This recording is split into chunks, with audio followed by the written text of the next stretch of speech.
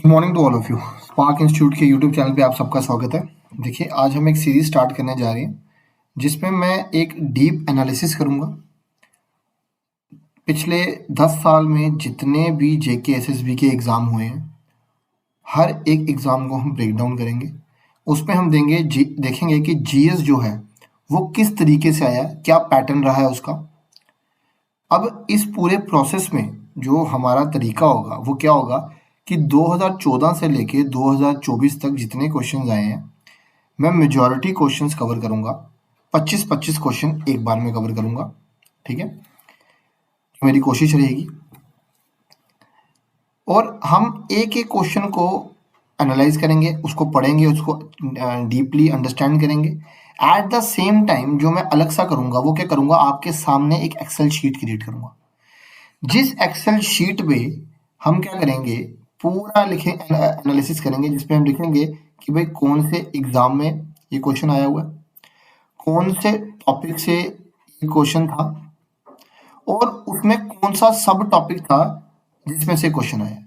इस पूरे प्रोसेस में जब मैं करूंगा आपको आइडिया बनेगा, आपको एक डीप अंडरस्टैंडिंग होगी कि हाँ भाई ज्योग्राफी में मुझे कौन कौन से टॉपिक कवर करने हैं, ज्योग्राफी के क्वेश्चन कितने आए हुए हैं इस एक पर्टिकुलर एग्जाम में, स्टैटिक के क्वेश्चन कितने आए हुए हैं, आपके मॉडर्न इंडिया के क्वेश्चन कितने आए हुए हैं। ये हर एक चीज को हम टोटली क्या करेंगे, अंडरस्टैंड करेंगे, ठीक है।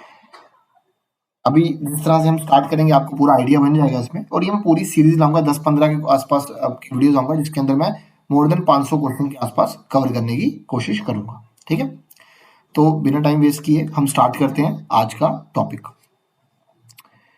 देखिए, सबसे पहला क्वेश्चन जो आपके एक एग्जाम में आया था, और हाँ ठीक है।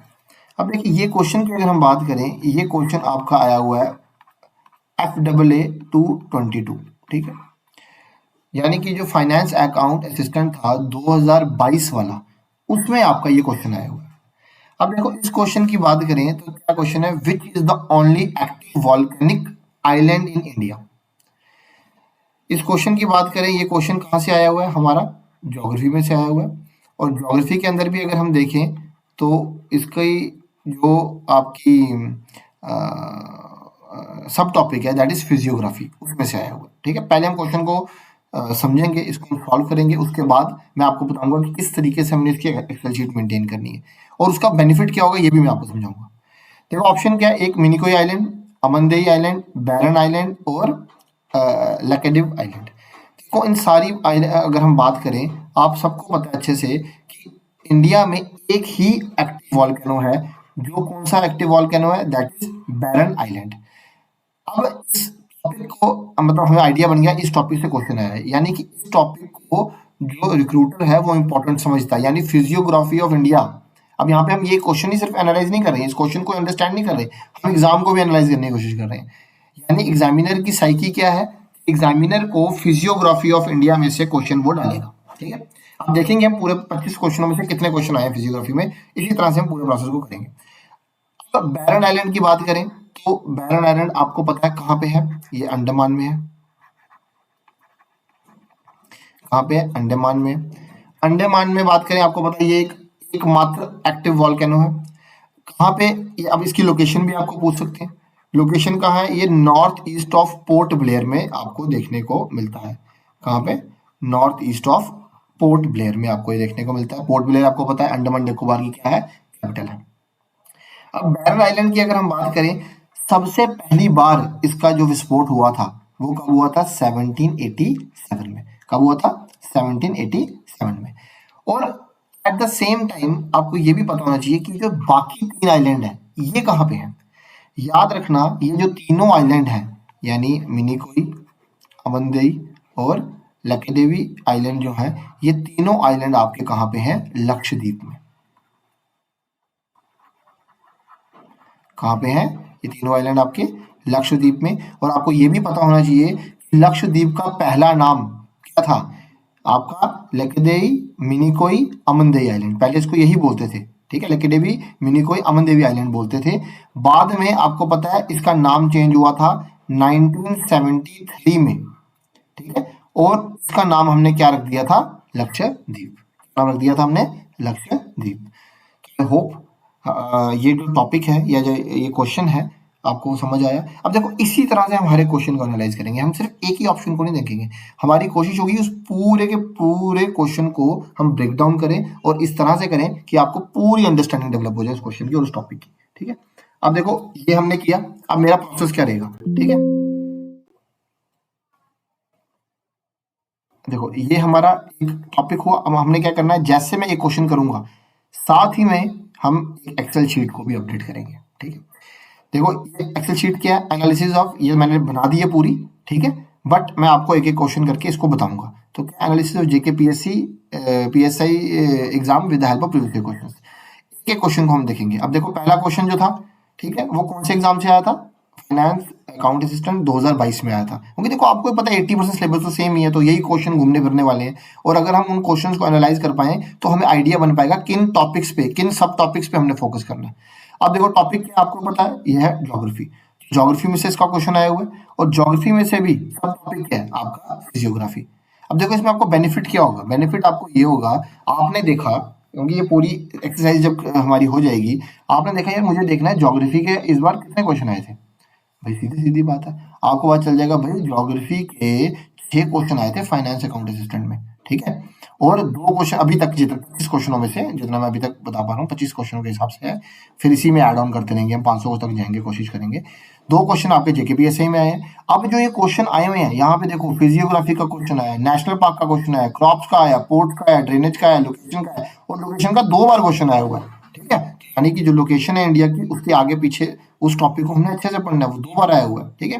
एट द सेम टाइम मैंने इसमें इस तरह से भी एनालिसिस रखा हुआ है जहां से आपको ऑटोमेटिकली बच जाएगा। करंट अफेयर के देखो 6 क्वेश्चन आए हुए हैं इन 25 में से, ज्योग्राफी के 8 क्वेश्चन आए हुए हैं टोटल, मॉडर्न इंडिया के 3 आए हैं, पॉलिटी के 4 आए हैं, स्टैटिक के 4 आए हैं, ठीक है ना। या अगर मैं इसको इस तरह से भी, मैं मतलब ये एक्सेल शीट में आपको प्रोवाइड कर दूंगा, वहां पे आप अच्छे से समझ पाओगे। यहाँ से भी आपको क्लैरिटी मिल जाएगी ज्योग्राफी के, भाई crops, drainage, location, national park, physiography, port और ऑक्स में से क्वेश्चन आए हैं। अच्छा भाई न्यूज़पेपर में ऐसे, मॉडर्न इंडिया में न्यूज़पेपर के काफी क्वेश्चन आए हैं। अच्छा ट्राइबल रिवॉल्ट के क्वेश्चन आए हुए हैं, ठीक है ना। तो आपको एनालिसिस पूरा का पूरा मिल जाएगा इस शीट के थ्रू। तो ये शीट भी हम अच्छे से इसमें पूरी कंप्लीट करेंगे। पीपीटी भी आपको टेलीग्राम ग्रुप में आ जाएगी, और एट द सेम टाइम ये एक्सेल शीट भी आपको टेलीग्राम ग्रुप में आ जाएगी, ठीक है। तो अब वापस आते हैं, ये क्वेश्चन हमारा हो गया। अब आते हैं नेक्स्ट क्वेश्चन की तरफ। देखो इस क्वेश्चन की बात करें, ये क्वेश्चन क्या कहता है, ये क्वेश्चन बोलता है कि भाई बताओ आप, पहला पॉइंट वही हमारा एनालिसिस। सबसे पहले हमने देखना है which among the following is the largest wetland, wetland में से क्वेश्चन आया हुआ है, in the state of Gujarat and one of the biggest in India, ठीक है। अब सबसे पहला टॉपिक, टॉपिक क्या है, ज्योग्राफी। ज्योग्राफी के अंदर ये क्या टॉपिक आ रहा है, नेशनल पार्क, जैसे मैंने अभी पीछे आपको दिखाया भी, national park, wild life sanctuary और वेटलैंड। देखो वेटलैंड से क्वेश्चन निकल जाता है आजकल, क्योंकि इकोलॉजी वगैरह में से क्वेश्चन आपके निकल आते हैं इस तरह के, ठीक है। अब इसमें क्या क्वेश्चन आया हुआ है कि सबसे लार्जेस्ट वेटलैंड सेंचुरी गुजरात में कौन सी है, and one of the biggest in India, जो इंडिया की सबसे बड़ी है और गुजरात की भी सबसे बड़ी है, ठीक है। तो काजीरंगा नेशनल पार्क, नाल सरोवर bird sanctuary, Sultanpur bird sanctuary और उपला पादू बर्ड सेंचुरी। तो पहले तो इसका आंसर बता देता हूँ मैं, इसका आंसर है नाल सरोवर बर्ड सेंचुरी। जो ये सेंचुरी है ये लार्जेस्ट वेटलैंड है इंडिया का, ठीक है, बिगेस्ट है इंडिया में। कहाँ पाया जाता है भाई ये, आपका गुजरात में। कहाँ पाया जाता है, हमारा गुजरात के अंदर। एट द सेम टाइम इसमें आपको ये चीज ध्यान में रखनी है, पहले तो एक चीज मैं इसमें क्लियर कर देता हूँ कि वेटलैंड क्या होता है, कई बच्चों को आइडिया नहीं होता वेटलैंड क्या होता है। सबसे पहले हम अंडरस्टैंड करते हैं वेटलैंड क्या होता है। देखो वेटलैंड क्या है, it is A type of ecosystem, ये एक टाइप का इकोसिस्टम है, ठीक है। जिस इकोसिस्टम में क्या होता है, वाटर आपका एडिकेट क्वांटिटी के अंदर प्रेजेंट होता है, ठीक है, या परमानेंटली या सीजनल। मतलब ऐसे टाइप का इकोसिस्टम जहाँ पे पानी प्रेजेंट होता है, ठीक है। इकोसिस्टम मतलब वहाँ पे अपना एक इकोसिस्टम है, वहाँ पे आपके बर्ड्स हैं, आपके अपने तरीके से वो वहाँ पे मतलब अपना फूड प्रोड्यूस कर रहे हैं, सब कुछ कर रहे हैं, इकोसिस्टम डेवलप्ड है, ठीक है। पर ये पानी का इकोसिस्टम है, परमानेंट भी हो सकता है, सीजनल भी हो सकता है। उस तरह के इकोसिस्टम को हम क्या बोलते हैं, आपका वेटलैंड, ठीक है।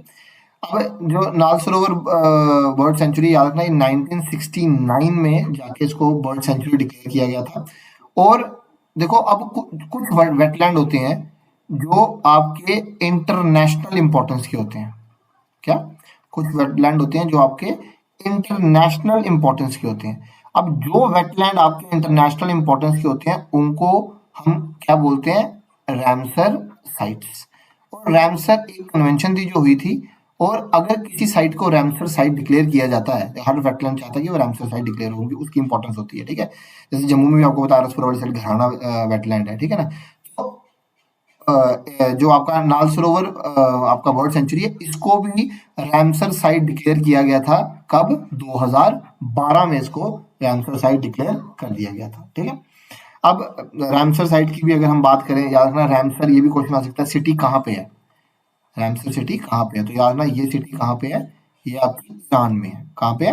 ईरान में है। और ये जो कन्वेंशन हुई थी जिसको मतलब वेटलैंड इंटरनेशनल इंपॉर्टेंस जिसमें हम देते हैं वेटलैंड वगैरह को, या रैमसर कन्वेंशन हुई थी, ये कब हुई थी? ये आपकी हुई थी 2 फरवरी 1971 में, ठीक है, जहाँ पे ये इंटरनेशनल ट्रीटी साइन की गई थी। यही कारण है 2 फरवरी को हम क्या बोलते हैं, वर्ल्ड वेटलैंड डे। क्या बोलते हैं? वर्ल्ड वेटलैंड डे, जिस दिन ये रैमसर साइट रैमसर कन्वेंशन हुई थी, ठीक है। अब इंडिया में देखा जाए, ये भी क्वेश्चन आ सकता है कि इंडिया में टोटल कितनी रैमसर साइट है। टोटल में तो इंडिया में टोटल कितनी रैमसर साइट है, ये इंक्रीज होती रहती है। पर 2024 दिसंबर तक इंडिया में कितनी रैमसर साइट्स थी? 85। कितनी थी? 85। वेरी इंपॉर्टेंट क्वेश्चन, आपको अच्छी तरह से ये क्वेश्चन आना चाहिए, ठीक है। अच्छा, अब इसके अंदर एक और आ सकती है कि अब हम इसमें जेएन के परस्पेक्टिव में आते हैं। क्वेश्चन आ सकता है भाई, जेएनके में कितने वेटलैंड हैं। ऐसे तो जेएनके में काफी वेटलैंड है, पर याद रखना जो सबसे इंपॉर्टेंट वेटलैंड है कहाँ पे, जेएनके के, और जिनको रैमसर साइट डिक्लेयर किया गया है, जेएनके में जिनको रैमसर साइट डिक्लेयर किया गया, वो आपको नाम अच्छे से याद होना चाहिए। सबसे पहले आता है क्या, Shallabugh wetland, then Haigam wetland, then Surinsar Mansar, आपको पता है वेटलैंड, नेक्स्ट होकरसार वेटलैंड, और वुल्लर लेक। याद रखना वुल्लर लेक भी एक क्या है, वेटलैंड है, ठीक है। और इसमें लेटेस्ट जो हुए थे 2022 में जो शामिल हुए हैं वो है शालाबर्ग और हाईगाम वेटलैंड, ठीक है। ये 5 वेटलैंड आपको याद होने चाहिए क्योंकि they are of international importance, और इनको रैमसर साइट डिक्लेयर किया गया है। और अब क्योंकि लद्दाख अलग हो गया, तो लद्दाख में याद रखना सो मुरारी जो है वो लद्दाख में रैमसर साइट डिक्लेयर किया गया है। अब इसी के साथ आपको एक चीज और आनी चाहिए, वो क्या, कि भाई आपको पता होना चाहिए कि भाई काजीरंगा, देखो इसको और एक और तरीका है सॉल्व करने का, एलिमिनेट करने का।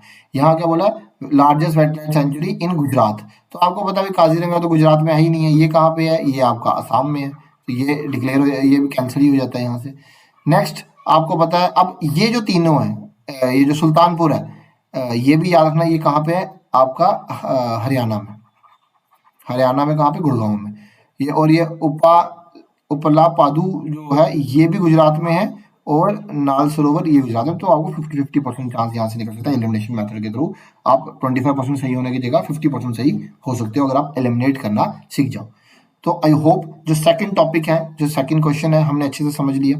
अगेन अब मैं दोबारा जाऊंगा किसके ऊपर, आपके जो हमने एक्सेल शीट क्रिएट की है। देखो टाइम लगेगा बट वीडियो आपके लिए बड़ी इफेक्टिव होगी ये वाली।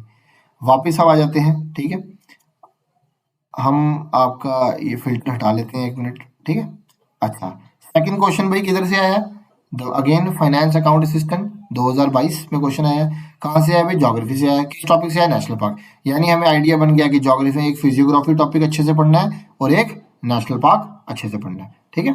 अब नेक्स्ट, अगर नेक्स्ट मैं पहले बताया तो नेक्स्ट क्वेश्चन क्या आएगा आपका, वो फेस्टिवल से है तो स्टैटिक लिखा है मैंने टॉपिक में, और सब टॉपिक क्या लिखा है, फेस्टिवल। अब मैं 4-5 क्वेश्चन इकट्ठे करवाऊंगा, 10 तक करवाऊंगा, फिर हम वापस इस पे आ जाएंगे, ठीक है। अच्छा, और ये स्लाइड्स आपको सारी मिल जाएंगी, ये मैं आपके उस पे टेलीग्राम पे अपलोड कर दूंगा, राइट।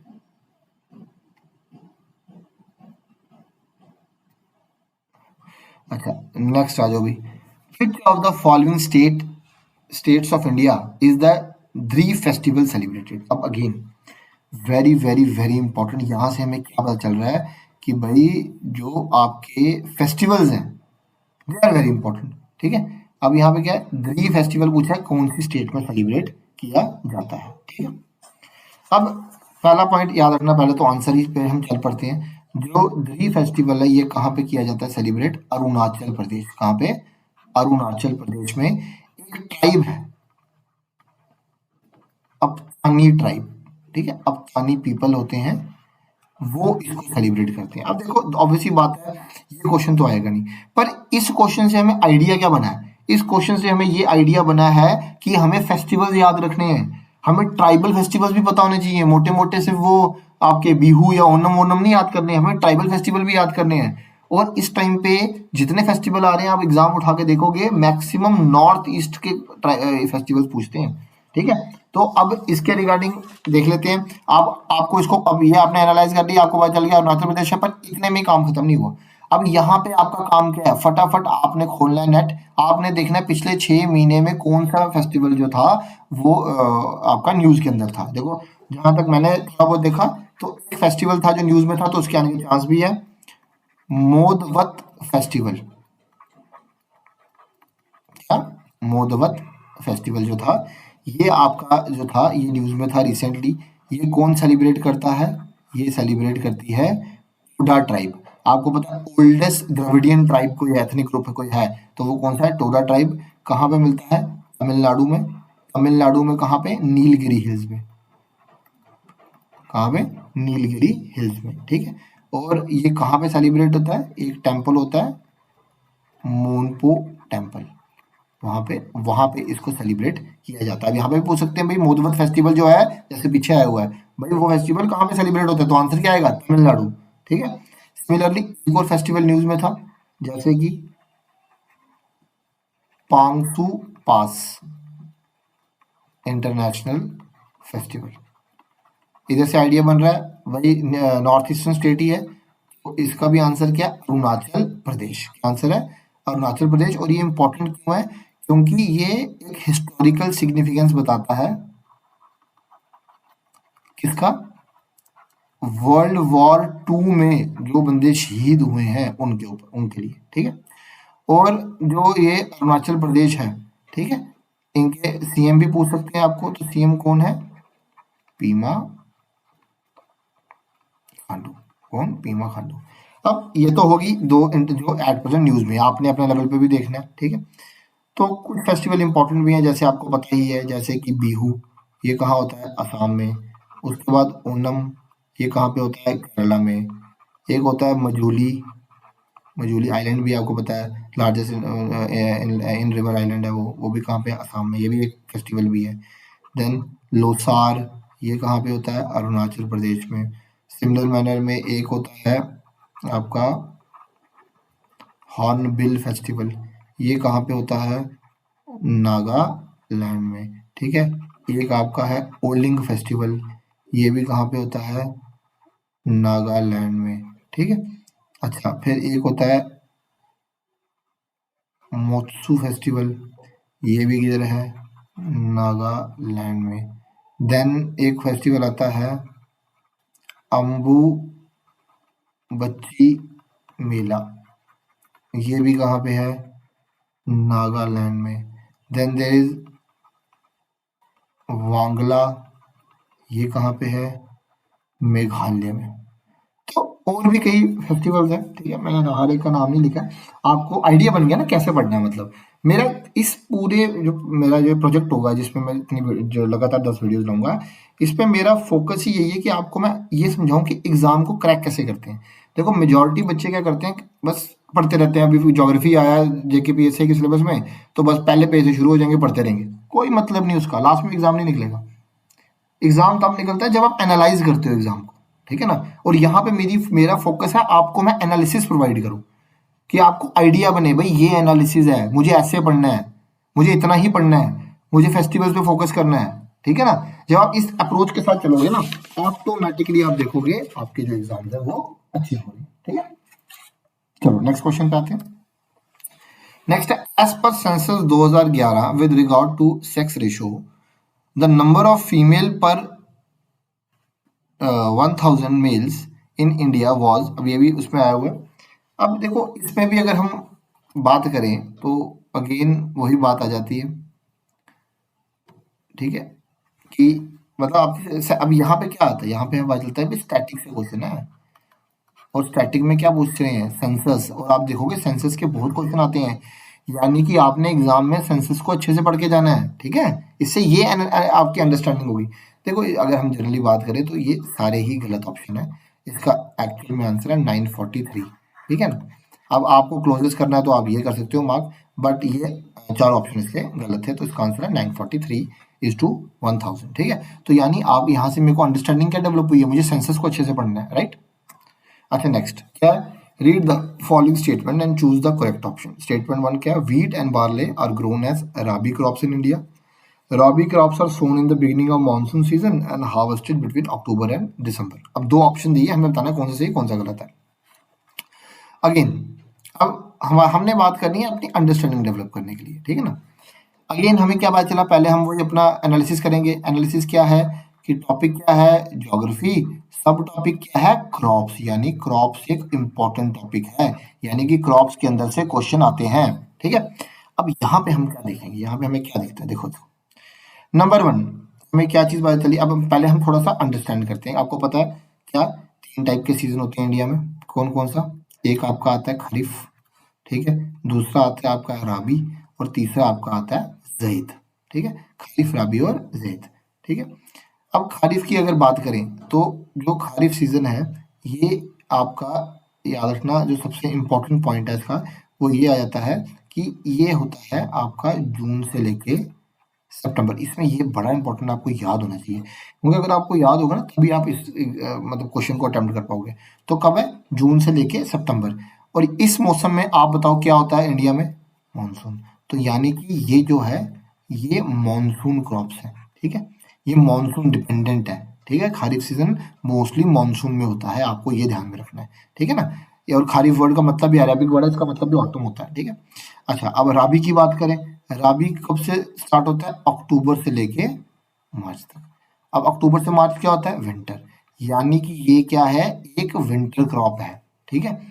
अब यहीं से पता चल गया, मैंने आपको क्लियर कर दिया क्या भाई, कि भाई अब देखो सेकंड ऑप्शन पढ़ो, rabi crops are sown in the beginning of monsoon season and harvested between October and December. ऐसा तो नहीं है, ऐसा नहीं, मानसून में वो आपकी क्या बोलती है मतलब सो की जाती है, ये अक्टूबर के स्टार्ट में सो की जाती है, और मार्च के आसपास इस टाइम फ्रेम में इसको हमने निकाल लेना होता है। तो इसका मतलब सेकंड ऑप्शन गलत है, ठीक है। यहाँ से भी इतना तो पता चल ही गया। देन दिस जैद, और जैद कब से होती है, अप्रैल से लेके जून तक, ठीक है। अब इसमें आपको ध्यान में रखना क्रॉप्स कौन कौन सी होती है। अब नॉर्थ में और साउथ में थोड़ी अलग अलग टाइप की क्रॉप्स होती है। अगर नॉर्थ में खरीफ क्रॉप्स को देखा जाए तो नॉर्थ में कौन सी खरीफ क्रॉप है, आपकी राइस है, ठीक है। इतना ध्यान में रखना, साउथ में भी राइस को खरीफ क्रॉप माना जाता है। देन मेज है, नॉर्थ में मेज क्या है, खरीफ क्रॉप है, और साउथ में मेज क्या है, खरीफ क्रॉप है, ठीक है। अच्छा उसके बाद है ज्वार, ये ज्वार नॉर्थ में भी खरीफ है और साउथ में भी खरीफ है, ठीक है। देन नेक्स्ट इज कॉटन और तूर, ये दोनों नॉर्थ में खरीफ होती हैं बट साउथ में खरीफ नहीं होती। साउथ में on the other hand ground nut को क्या माना जाता है, खरीफ क्रॉप माना जाता है, ठीक है। और रागी, दो अलग रागी, ठीक है। नेक्स्ट राबी क्रॉप की बात करें तो राबी में क्या आता है, एक वीट आ जाता है, ठीक है, और नॉर्थ में, और उसके बाद आ जाता है आपका ग्राम्स आ जाते हैं, देन रैपसीड आ जाते हैं। ये क्वेश्चन आ सकता है इसलिए मैं लिख रहा हूँ सारे ये। देन मस्टर्ड आ जाता है और बार्ली आ जाता है। सिमिलरली साउथ में राइस, मेज, वही रागी, ग्राउंडनट और ज्वार, ये राबी क्रॉप है। यहाँ पे राबी क्रॉप ज्वार क्या है आपका क्या बोलते हैं खरीफ है। पर ज्वार कहाँ पे साउथ इंडिया में खारिफ में और राबी दोनों सीजन में उगाया जाता है। वहाँ पे क्योंकि एटमॉस्फेरिक कंडीशन वैसी है। सिमिलरली यहाँ पे आ गया वेजिटेबल, फ्रूट, फॉडर, ये ज़ेड आ जाता है। यहाँ पे अगेन राइस, वेजिटेबल और फॉडर, ठीक है। अब हम क्वेश्चन कर लेते हैं, wheat and barley grown as rabi crop in India. बिल्कुल सही भाई, व्हीट और बार्ले क्या है, it is a rabi crop, ठीक है। तो आपको अंडरस्टैंडिंग होगी, ठीक है। यहाँ पे मैंने आपको सारे ही क्लियर कर दिए हैं, ठीक है। नेक्स्ट पे चलते हैं। अच्छा, अब नेक्स्ट में क्या बोल रहा है भाई ये, नेक्स्ट में ये बोल रहा है कौन which country shares boundary with Pakistan in the west. देखो अगेन हम इसको लिख सकते हैं, ये ज्योग्राफी का क्वेश्चन भी हो सकता है, स्टैटिक का क्वेश्चन भी हो सकता है, ठीक है। जिसमें हम अपनी नेबरिंग कंट्री उनको पढ़ रहे हैं, या हम इसको बोल सकते हैं इंडिया की लोकेशन को हम अंडरस्टैंड करने की कोशिश करें आगे पीछे के हिसाब से। अब पाकिस्तान आपको पता है वेस्ट में किससे है, आप सबको पता है, इसमें कोई है ही नहीं परेशानी वाली बात। ये आपका आंसर है ईरान। अब यहाँ से हमें पता क्या चला, जो कंट्री न्यूज में है उसकी बाउंड्री पूछी जा सकती है, ठीक है। यहाँ से क्या पता चला, यहाँ से हमने अंडरस्टैंड यही किया कि भाई जो कंट्री न्यूज में है उसकी बाउंड्री अंडरस्टैंड करनी है।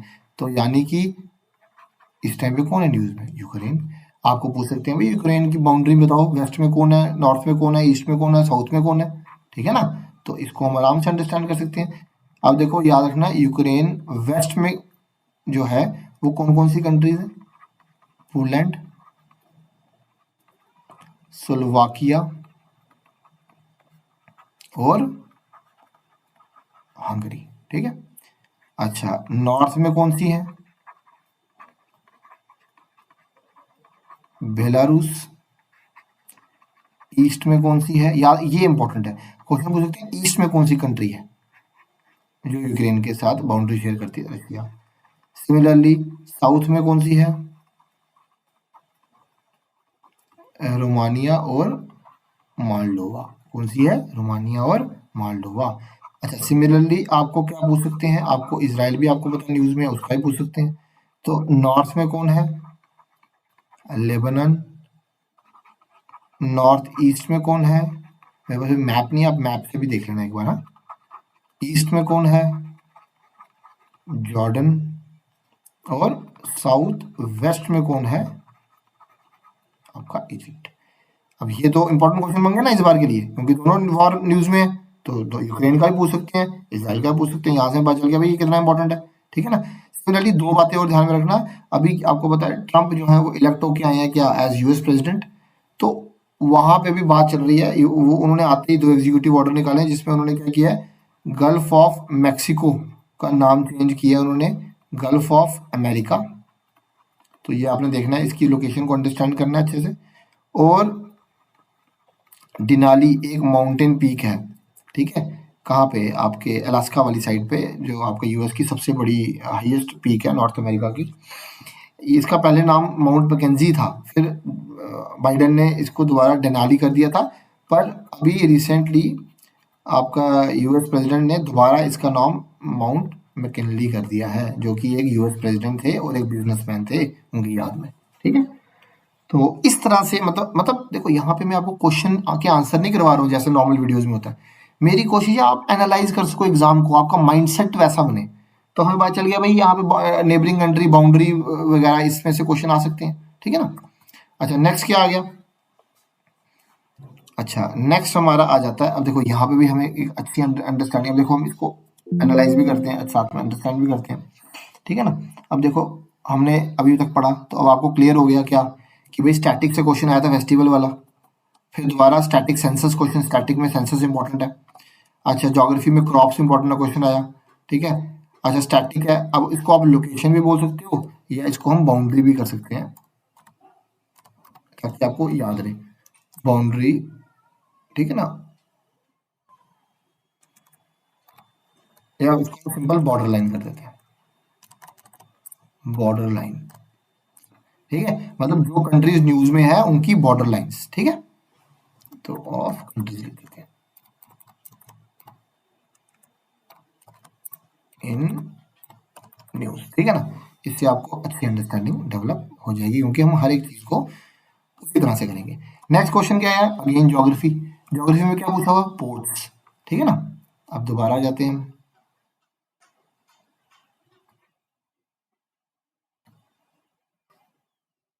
हाँ,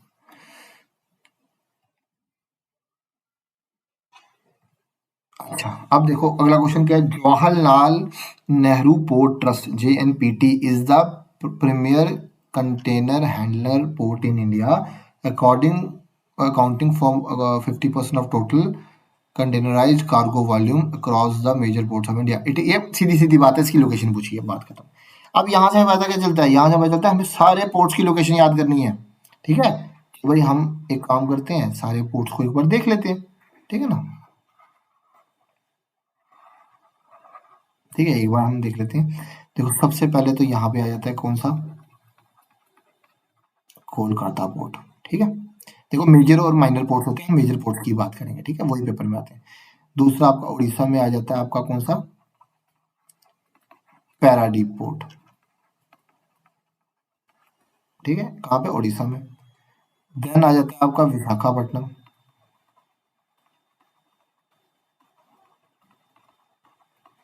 ठीक है, ये कहाँ पे है आपका, आंध्र प्रदेश में। ठीक है, देन यहाँ पे आपके दो पोर्ट आ जाते हैं, कौन कौन सा, एक आ जाता है इन्नोवर पोर्ट, जिसको हम कामराज पोर्ट भी बोलते हैं। क्या बोलते हैं, कामाराज पोर्ट भी बोलते हैं। और दूसरा आ जाता है हमारा ये इधर ही, सॉरी, चेन्नई पोर्ट। ठीक है, ये दोनों पोर्ट कहाँ पे हैं हमारे, तमिलनाडु में। ठीक है, देन यहाँ पे आ जाता है आपका कौन सा, तूतीकोरन पोर्ट।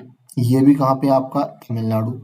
इसको वीओ चिदम्बरम पोर्ट भी बोलते हैं वैसे। ठीक है, देन यहाँ पे आपका आ जाता है कोची पोर्ट, ये कहाँ पे आपका, केरला में। ठीक है, अच्छा, ये क्या जाता है आपका, मैंगलोर पोर्ट, कहाँ पे आ जाता है, कर्नाटका में। ठीक है, ये आ जाता है आपका कौन सा, मारमेगांव पोर्ट,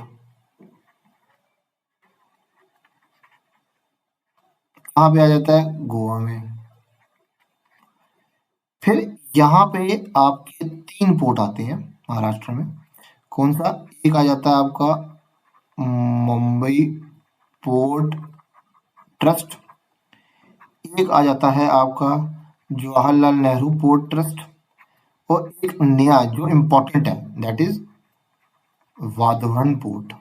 ये अभी रिसेंटली कमीशन हुआ है 2024 में, तो ये बड़ा इंपॉर्टेंट है। कहाँ पे हुआ है, महाराष्ट्र में। ठीक है, then there is Kandla port, जो आपका गुजरात में आ जाता है। ठीक है, यहाँ से हमें क्या हुआ, जितने इंपॉर्टेंट पोर्ट हैं हमने वो सारे के सारे कवर कर लिए। अब यहाँ से हम आराम से कोई आंसर दे सकते हैं, भाई इसमें आंसर क्या आएगा, नवी मुंबई।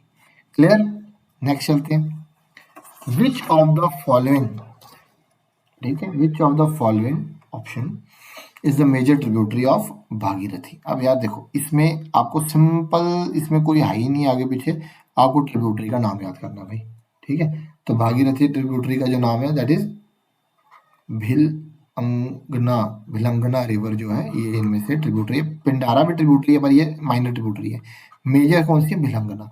ठीक है ना, तो इसमें कुछ है तो नहीं, आपको पता भागीरथी किसको बोलते हैं, गंगा को भी बोलते हैं भागीरथी। ठीक है ना, आपकी संगम होता है आपका। फिर ये चलो, जब हम टॉपिक पढ़ेंगे उसमें हम अच्छे से इसको, क्योंकि इसमें हम डीपली जा नहीं सकते, अगर हम जाएंगे तो 500 बातें निकल आएंगी, मतलब नहीं बनता। जब मैं ड्रेनेज सिस्टम पढ़ाऊंगा कभी, तो उसमें मैं अच्छे से आपको एक्सप्लेन करूंगा। क्लियर, अब यहाँ से पता चल गया ड्रेनेज इंपॉर्टेंट टॉपिक है। ठीक है, यहाँ से पता चल गया इसका भी टॉपिक कौन सा आ गया, ज्योग्राफी, और ज्योग्राफी में क्या आ गया, ड्रेनेज, और ये हम लोग अपडेटेड है एक्सेल में भी। अब क्या है, which of the following countries lies to the south of India. सीधी सीधी बात है, अगेन हमें पता है ज्योग्राफी, और ज्योग्राफी में क्या पूछ रहे हैं, ये आपका लोकेशन। ठीक है। ये आप इसको ज्योग्राफी का पार्ट भी क्लियर कर सकते हो और स्टैटिक का भी कर सकते हो, आपकी मर्जी है। और यहाँ पे मोस्टली क्या पूछी जा रही है, लोकेशन। तो आपको पता ही है इसमें आंसर क्या आएगा, इसमें आंसर आएगा मालदीव, इसमें कुछ है ही नहीं है, सिंपल सा क्वेश्चन है। ठीक है। अच्छा, again as per census what is the literacy rate. अब इसमें भी देखो अगेन कोई ऐसा तो है नहीं जिसमें आपको कुछ मतलब नया है, इसमें आपको याद ही करना है। तो इसका आपको पता है जो आंसर है, मतलब यहाँ से बस इतना पता चल रहा है कि भाई सेंसस में से क्वेश्चन आया हुआ है। और 2 क्वेश्चन हो गए सेंसस में से अभी तक। आंसर इसका क्या आ गया, 24.04%, सिंपल याद करना। Next, when did the indigo revolt in Bengal a peasant movement started. अब यहाँ से इंपॉर्टेंट क्या है, मतलब जो बहुत इंपॉर्टेंट चीज आ जाती है यहाँ पे, वो ये आ जाती है कि भाई आपको पता होना चाहिए। अब हमें पता चल गया है मॉडर्न इंडिया, हिस्ट्री में मॉडर्न इंडिया में से क्वेश्चन आया है। और आजकल एक ट्रेंड चला है ट्राइबल रिवॉल्ट, पीजेंट रिवॉल्ट, यहाँ से सवाल आ रहे हैं। ठीक है। तो भाई अब इसमें सीधा सीधा आंसर आपको इंडिगो रिवॉल्ट याद ही होनी चाहिए, और इसका आंसर है 1859 में स्टार्ट हुई थी। अब इसी तरह से आपको बाकी भी सारी याद होनी चाहिए। मैं 1-2 का नाम ले लेता हूँ जो इंपॉर्टेंट है, बाकी इसी तरह से आपकी अप्रोच क्या होनी चाहिए, वो सारी मूवमेंट को याद करना। ठीक है। जैसे एक फेमस है मोपला रेबेलियन। क्या, मोपला रेबेलियन कब स्टार्ट हुई थी भाई, 1921 में स्टार्ट हुई थी, मतलब आपको ये पता होना चाहिए। दूसरा, कहाँ हुई थी, मालाबार में हुई थी भाई, मालाबार में हुई थी। मालाबार कहाँ पे है, केरला में है। ठीक है। और एक पीजेंट रिवॉल्ट थी, क्या थी, एक पीजेंट रिवॉल्ट थी। अब ये एक्चुअली में किसकी थी, याद था, ये मुस्लिम रिवॉल्ट थी साथ में, ये मुस्लिम मोपला थे, जमींदार से तंग पड़े थे, तब रिवॉल्ट हुई थी। ठीक है, एक चीज होगी। ठीक है। अब यहाँ से मल्टीपल क्वेश्चन आ सकते हैं कि मोपला रिवॉल्ट कहाँ हुई थी, इनमें से मुस्लिम रिवॉल्ट कौन सी है, इस तरह से आ सकते हैं। दूसरा जो इम्पोर्टेंट रिवॉल्ट है वो कौन सी है, संथाल रिवॉल्ट, जिसमें क्वेश्चन आए हुए हैं। ठीक है। ये भी कब हुई थी, 1855 56 में हुई थी। कहाँ हुई थी, झारखंड, बिहार में। ठीक है। और वेस्ट बंगाल, मतलब उस एरिया में हुई थी। क्या है, ट्राइबल मूवमेंट है। अब यहाँ पे कई बार इसके ना लीडर पूछ सकते हैं। ठीक है, संथाल रिवॉल्ट के लीडर 2-3 बार पूछे हुए एसएससी के एग्जाम में। तो आंसर क्या आएगा, सिद्धू, कानू मुर्मू, चांद और भैरव, ये 4 इंपॉर्टेंट लीडर थे। और एक क्वेश्चन आया हुआ है तभी मैंने चारों का नाम आपको लिखवाए हैं। ठीक है। Next important is Ulgulan movement. कौन सी, उलगुलान मूवमेंट। इसी को हम मुंडा अपराइजिंग भी बोलते हैं, मुंडा ट्राइब की। Famous leader is Birsa Munda. कौन था, बिरसा मुंडा। यार ना ये एक ये ट्राइब एक फेस्टिवल भी सेलिब्रेट करती है, सरहुल नाम का। ठीक है। और मोस्टली ये कहाँ हुई थी, छोटा नागपुर रीजन जो है वहां पे ये मूवमेंट हुई थी। और ये और एक और सवाल आता है कि पहला ट्राइबल लीडर कौन था, फर्स्ट ट्राइबल लीडर कौन था जिसने अंग्रेजों के खिलाफ आवाज उठाई थी। तो याद रखना वो कौन था, तिलका मांझी। कौन था, फर्स्ट ट्राइबल लीडर जिसने आवाज उठाई, तिलका मांझी। ठीक है। द नेक्स्ट इज एक और इंपॉर्टेंट, भगत भगत मूवमेंट। ये किसने शुरू की थी, गोविंद गुरु। किसने की थी, गोविंद गुरु। और ये कहाँ हुई थी, राजस्थान। और कौन सी ट्राइब, भील ट्राइब। कौन, भील ट्राइब। तो भाई मतलब एक क्वेश्चन से हमने 10 क्वेश्चन आपके पक्के कर लिए हैं। ठीक है ना, इस तरह से चलना है हमने। नेक्स्ट नेक्स्ट आ जाता है, इन अक्टूबर 2011 government of India signed share purchase agreement. देखो अब ये क्वेश्चन की बात करें, सीधी सीधी बात आ जाती है, ये क्वेश्चन आपका क्या आता है, मतलब किसके साथ गवर्नमेंट ऑफ इंडिया ने साइन किया था। आपको पता है क्या खरीदा था, एयर इंडिया खरीदा था, न्यूज में इतना था। तो ये करंट अफेयर आ गया। करंट अफेयर में क्या आ गया, एमओयू आ गया, मैंने लिखा भी है उसके अंदर। ठीक। देन नेक्स्ट आ जाता है आपका क्या, ठीक है। नेक्स्ट आ जाता है कि भाई जो आपको पता है ये थे विंग कमांडर थे अभिनंदन वर्मा, इनको रिसेंटली कौन सा अवार्ड, कौन सा गैलेंट्री अवार्ड 2021 में दिया गया, ठीक है, इसके ऊपर क्वेश्चन है। अब याद रखना इसमें, अब आंसर तो आपको पता होना ही चाहिए, आंसर इसका है वीर चक्र, पर आपको सारे चक्र की वो भी पता होनी चाहिए कि कौन सा सबसे बड़ा होता है कौन सा नहीं। तो याद रखना ये सारे क्या होते हैं, गैलेंट्री अवार्ड्स होते हैं, और आज 26 जनवरी है तो आपको उसकी भी शुभकामनाएं। याद रखना एक फर्स्ट कैटेगरी गैलेंट्री अवार्ड होते हैं, एक सेकंड कैटेगरी गैलेंट्री अवार्ड होते हैं। जो आपके फर्स्ट कैटेगरी गैलेंट्री अवार्ड होते हैं, ठीक है, फर्स्ट कैटेगरी गैलेंट्री अवार्ड में क्या क्या आता है, एक आता है आपका परमवीर चक्र, दूसरा आता है आपका महावीर चक्र, तीसरा आता है आपका वीर चक्र, ठीक है। और सेकंड कैटेगरी में क्या आते हैं, अशोक चक्र, कीर्ति चक्र और शौर्य चक्र, ठीक है। परमवीर चक्र, महावीर, उसके बाद क्या आता है आपको महावीर चक्र और वीर चक्र, ठीक है। नंबर 1, नंबर 2, नंबर 3, और सेकंड टाइम में फिर आ जाता है आपका, मैंने क्या बताया आपको, अशोक चक्र, कीर्ति चक्र और शौर्य चक्र, ठीक है। ये सारे आपके आ जाते हैं, ठीक है। एक सेकंड बस,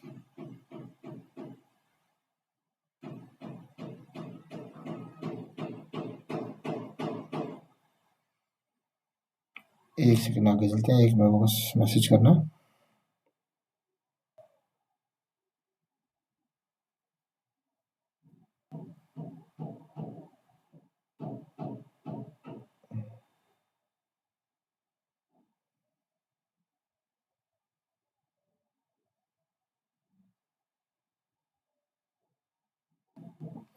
ओके, आगे चलते हैं।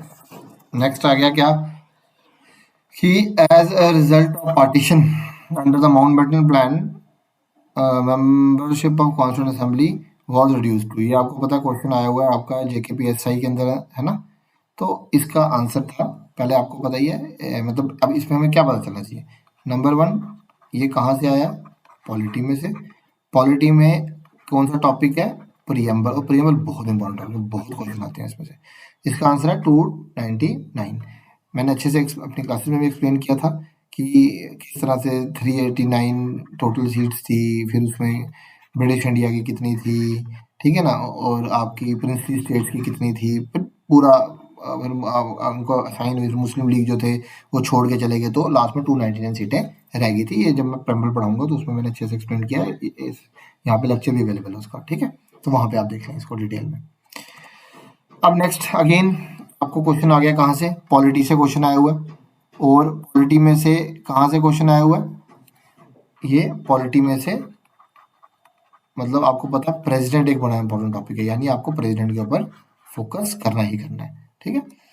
अच्छा, अब मतलब उसके इलेक्शन का तरीका क्या है, ठीक है, territorial representation, functional representation, proportional representation, minority. आप सबको पता है इसका आंसर क्या है, प्रोपोर्शनल रिप्रेजेंटेशन। आपको पता है जब आप टॉपिक पढ़ते हो तो इलेक्शन जो प्रेसिडेंट है वो कैसे इलेक्ट होता है, proportional representation bye means of single transferable vote, जिसमें जो वोट्स हैं वो ट्रांसफर होते रहते हैं, एक लंबा प्रोसेस होता है। आपको बस इतना आइडिया होना चाहिए कि इस तरीके से वो प्रेसिडेंट इलेक्ट होता है, ठीक है। अच्छा, next, which of the following is not amongst the 3 prolonged strategy adopted by the government of India to ensure removal of disparity, elimination of exploitation and to provide protection of disadvantaged group। देखो ये इस type का जो question होता है ना, इस question को हम कैटेगराइज कर सकते हैं, मतलब जैसे मर्जी कैटेगराइज करो, पर ये प्योर रैंडम क्वेश्चन है। कोई भी बंदा इस क्वेश्चन को आप बोले उसको उसका आंसर पता होगा, ऐसा नहीं होगा। ये वो अपनी विट से करेगा कि भाई अगर वहां पे बात हो रही है प्रोलॉन्ग गवर्नमेंट की स्ट्रेटजीज क्या है, जिसमें से वो डिस्पैरिटी को रिमूव करे, एक्सप्लॉइटेशन को रिमूव करे, ठीक है ना, डिसएडवांटेज ग्रुप को लेके, तो भाई ऑब्वियसली बात है उसमें सोशल एम्पावरमेंट तो आएगा ही आएगा, ठीक है, इकोनॉमिक एम्पावरमेंट आएगा ही आएगा, सोशल जस्टिस आएगा ही आएगा। उसका मतलब ही क्या है, आप डिस्पैरिटी को रिमूव कर रहे हो। पर रूरल डेवलपमेंट जो है वो देखा जाए वो भी आएगा, बट अगर आप चारों ऑप्शन को कंपेयर करो तो रूरल डेवलपमेंट लीस्ट ऐसा ऑप्शन है जिसमें मतलब जो इस चीज को एम्फेसाइज करता है। इसका आंसर आएगा रूरल डेवलपमेंट। अब ये एक रैंडम क्वेश्चन है, ये तुक्के वाला क्वेश्चन है, लगा लगा नहीं लगा नहीं लगा। इस क्वेश्चन को लेके आप टोल नहीं ले सकते। इस क्वेश्चन का आप आंसर कहीं ढूंढने बैठोगे, हाँ आपको वेबसाइट पे दिख जाएगा भाई ये 3 चीजें, बट कौन पढ़ता है इतना? किसको एग्जैक्टली याद होगा ये मतलब आउट ऑफ एवरीथिंग ये क्वेश्चन आने वाला है तो मुझे ये पढ़ के जाना है। तो इस टाइप के क्वेश्चन का कभी टोल नहीं लेना है। देखो हमेशा ध्यान रखना, एग्जाम आपके हाथ से तब निकलता है जब आप आसान क्वेश्चन गलत करते हो, रादर देन जब आप मुश्किल क्वेश्चन गलत करते हो। ये मुश्किल क्वेश्चन है, ये 90% जनता ने गलत कर देना है। जिसका लगा उसका तुक्का लगा, ठीक है, और कोई एक बंदा होगा, 2 बंदे होंगे जो अपना लॉजिक लगा देंगे चीज में। तो इस टाइप के क्वेश्चन का कभी टोल नहीं लेना आपने अपने सर पे, ठीक है। आगे चलते हैं। अगेन अब ये एक बड़ी इंपॉर्टेंट चीज है जो मैं कई बार अपनी क्लासेस में बता चुका हूँ कि भाई देखो यहाँ पे क्वेश्चन क्या है। अगेन अगेन हम देखो हिस्ट्री के अंदर, देखो आप देखोगे मेजॉरिटी क्वेश्चन कहाँ से आते हैं, मॉडर्न इंडिया में से। बहुत कम क्वेश्चन आते हैं मेडिवल और एंशिएंट में से। मॉडर्न इंडिया में सबसे इंपॉर्टेंट आ जाता है न्यूज़पेपर्स। देखोगे अभी आप देखोगे 25 क्वेश्चनों में 2 क्वेश्चन आए हुए हैं न्यूज़पेपर में से, ठीक है। अब यहाँ पे क्या है कि भाई जो कि कॉमनवेल्थ और न्यू इंडिया किसने बनाया, सबको पता ही है एनी बसंत जी थे। एनी बसंत ने आपके जो फर्स्ट फीमेल प्रेसिडेंट थी इंडियन नेशनल कांग्रेस की, और उन्होंने ये बनाए थे। अब यहाँ से हमें क्या पता चला कि न्यूज़पेपर इंपॉर्टेंट है, ठीक है। अब आपको इंपॉर्टेंट न्यूज़पेपर कुछ ध्यान में होने चाहिए, जैसे कि बंगाल गजट। ये न्यूज़पेपर कब आया था? 1780 में आया था। किसने किया था? जेम्स ऑगस्टस हिकी, ठीक है। नेक्स्ट, और आपको पता है इनको क्या बोलते हैं, father of printing press in India, James Augustus Hicky को, ठीक है। अच्छा, फिर केसरी एंड महाराथा, ये आपको पता है 1881 में आए थे। वेरी इंपॉर्टेंट क्वेश्चन, किसने? बाल गंगाधर तिलक। देन द हिंदू, ये भी जो आज आप पढ़ते हो, ये उसी टाइम फ्रेम का आपका एक पॉपुलर न्यूज़पेपर है। 1878 में आया था, और किसने लाया था? जीएस अय्यर ने। किसने? जीएस अय्यर ने। देन अमृत बाजार पत्रिका, वेरी इंपॉर्टेंट, 1868 में, वेरी इंपॉर्टेंट क्वेश्चन, ठीक है। किसने? Shishir Kumar Ghosh and Motilal Ghosh, very important question, ठीक है। देन आपको पता है गांधी जी के ने भी कुछ इंपॉर्टेंट न्यूज़पेपर किए थे स्टार्ट, जैसे कि इंडियन ओपिनियन, आपका नवजीवन, नेक्स्ट यंग इंडिया, और हरिजन, ठीक है। ये सारे किसने किए थे? गांधी जी ने किए थे। देन एक और इम्पोर्टेंट न्यूज़पेपर था वंदे मातरम, ये किसने किया था? अरबिंदो घोष ने। कब? 1905 में, ठीक है। तो यहाँ से पता चल गया कि भाई ये भी बड़ा इंपॉर्टेंट है, ठीक है। नेक्स्ट देखो, सीओपी में से तो क्वेश्चन आता ही आता है ना, तो मतलब जब भी आप काउंसिल ऑफ पार्टी की, कॉन्फ्रेंस ऑफ पार्टीज की बात करो, आपने देखना लेटेस्ट कौन सी चल रही है। तो यहाँ पे था कौन सा डॉक्यूमेंट सबमिट किया गया था, अगर आपने पढ़ा होगा तभी इसका जवाब आपको पता होगा। इसको होते हैं इंटेंडेड नेशनल डिटरमाइंड कॉन्ट्रीब्यूशन, ठीक है। अब मैं इसको बात करूंगा प्रेजेंट परस्पेक्टिव में। अब आपको पता रिसेंटली COP 29 जो है हो रही है, जो हुई है, वो कहाँ हुई है आपको वो बताना चाहिए। अजरबैजान, कहाँ हुई है? अजरबैजान 2024 में हुई है। अब इसकी आपको थीम भी बतानी चाहिए। थीम क्या थी इसकी? Investing in a liveable planet for all, ठीक है। और मतलब ये 2 मेन चीजें इसकी बतानी चाहिए आपको, ठीक है। अब इसमें इंडिया का रोल क्या रहा है आपको ये भी आइडिया होना चाहिए। इंडिया ने क्या क्या प्रोमिस किए हैं। देखो एक्चुअली क्या था, पेरिस जब एग्रीमेंट हुआ था, पेरिस कॉन्फ्रेंस हुई थी, वहां पे इंडिया ने इंटेंडेड नेशनल डिटरमाइंड कंट्रीब्यूशन मतलब बताई थी, गोल्स बताए थे अपने, हम ये करेंगे। अभी रिसेंटली उनको अपडेट किया है इंडिया ने, ठीक है, या अपने रोल्स बताए हैं अभी रिसेंटली 2024 में। वो क्या क्या वो आपको बताना चाहिए। इंडिया ने बोला कि वो नेट जीरो की तरफ जाएंगे। कब तक जाएंगे? 2070 तक। ये बड़ा इंपॉर्टेंट क्वेश्चन है। अगर कोई टिपिकल क्वेश्चन अच्छा क्वेश्चन डालने जाए ना, तो ये बहुत अच्छा क्वेश्चन होता है। नेट जीरो मतलब कार्बन इमिशन को कम, नेट जीरो कर देंगे हम, ठीक है। तो वो 2070 तक हमने वादा किया हुआ है। दूसरा हमने क्या बोला? 500 गीगावाट हम रिन्यूएबल एनर्जी निकालेंगे कब तक, 2030 तक, ठीक है।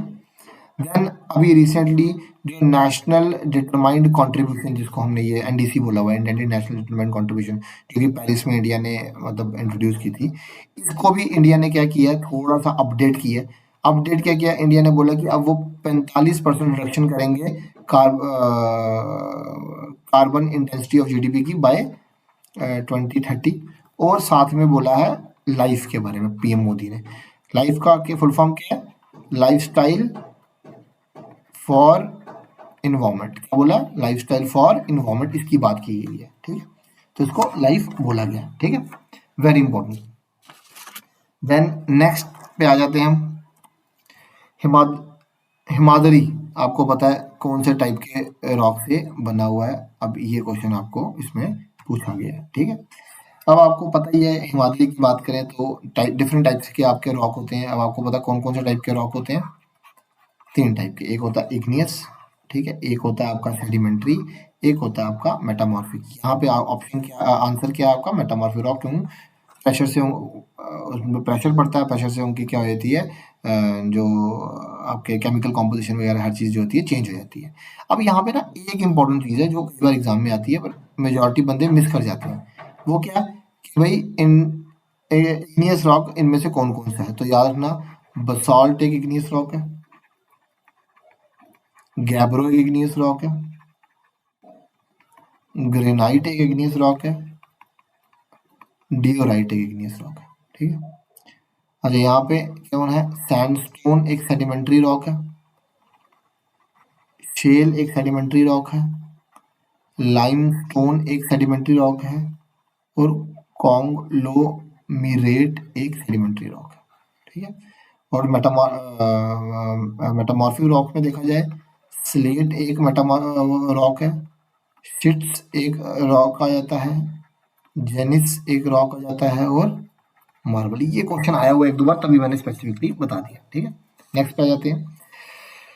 लेकिन ये क्वेश्चन की अगर हम बात करें तो ये करंट अफेयर के रिगार्डिंग क्वेश्चन है, उस टाइम पे पॉपुलर होगा, तो भाई वो क्वेश्चन आ चुका है। तो करंट अफेयर में आपने साइंस एंड टेक में देखना है। इसका सिंपल आंसर हमें क्या पता है, सुपेक, ठीक है। Supreme Court of India launch artificial intelligence based portal through which it intend to leverage machine learning to deal with the vast amount of data received at the time of filing of cases. Supreme Court ने क्या launch किया है, इसमें आएगा सुपेक, ठीक है, एक current affair. अच्छा, अगेन अब इसमें अगेन क्या क्वेश्चन है, कहाँ से है, पॉलिटी में से है। पॉलिटी में से कहाँ से है आपका, द फाइनल अथॉरिटी पूछी है लॉ मेकिंग की। तो आपको पता है क्या, पॉलिटी, और पॉलिटी में क्या है, ये पार्लियामेंट, ठीक है। तो आंसर आपको पता है इसका, सॉरी, पार्लियामेंट आंसर है, ठीक है। अच्छा, अगेन इसमें इन क्वेश्चंस में मैं नहीं जाऊंगा, क्योंकि ये उस टाइम फ्रेम के क्वेश्चन है, उस टाइम फ्रेम के हिसाब से इंपॉर्टेंट थे। अगेन आपको ध्यान में रखना है, आपको करंट अफेयर पढ़ना है, और करंट अफेयर में आपको जो भी उस साल का स्पोर्ट्स में इंपॉर्टेंट इवेंट हुए हैं वो आपको ध्यान में रखने हैं। तो इसका आंसर क्या है आपका, अंशु मलिक।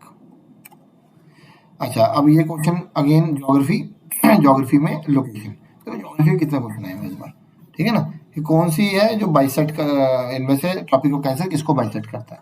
तो ये तो सिंपल है, आपको पता है ट्रॉपिक ऑफ, आपको स्टेट्स याद होनी चाहिए, ठीक है। हम वेस्ट से शुरू करेंगे, कौन आज सबसे पहले किसको काटता है, ये गुजरात को। फिर आ गया क्या, राजस्थान। नेक्स्ट क्या आ गया, MP. Then Chhattisgarh. Next Jharkhand. Next West Bengal, Tripura, और मिजोरम, ठीक है। यहां से एक क्वेश्चन और इंपॉर्टेंट है, ट्रॉपिक ऑफ कैंसर, कौन सी नदी ट्रॉपिक ऑफ कैंसर को 2 बार काटती है। तो याद ना, ये कौन सी नदी है, क्वेश्चन बड़ा इंपॉर्टेंट है। माही, कौन से, माही। एक काटती है गुजरात में, और एक काटती है एमपी में।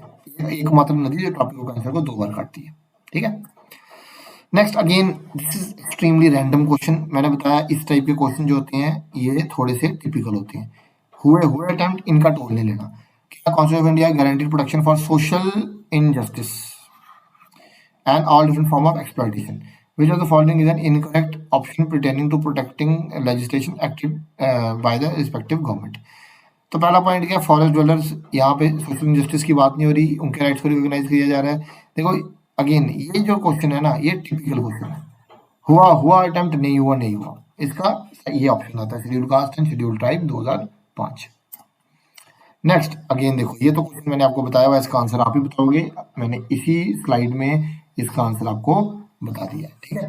अब देखो ये हमारी स्लाइड मैंने 25 क्वेश्चन आपको करवा दिए, ठीक है। एट द सेम टाइम मैंने